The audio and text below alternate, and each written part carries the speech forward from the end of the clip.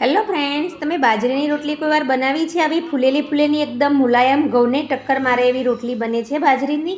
તો તેનું માપ આપણે પહેલાં જોઈ લઈશું. 1 વાટકી બાજરીનો લોટ લેવાનું છે ને 1 વાટકી પાણી લેવાનું છે. એક તપેલીની અંદર પાણીને ગરમ કરવા રાખી દઈશું. પાણી ગરમ થાય એટલે અંદર મીઠું એડ કરી અને આપણે લોટ એડ કરી દેવાનો છે અને વેલણની મદદથી આ રીતના એને આપણે હલાવી અને રાખીને થોડીવાર ઠંડુ થવા રાખી દેવાનું છે. ઠંડુ થાય એટલે એની રોટલી આપણે બનાવી લેવાની છે. આ રીતના લુઓ બનાવી અને રોટલીને આપણે વણી લેશું. તો રોટલીને વણવામાં કોઈ જ પ્રોબ્લેમ આવતો નથી. એકદમ ઇઝીલી પતલી રોટલી વણાઈ જાય છે.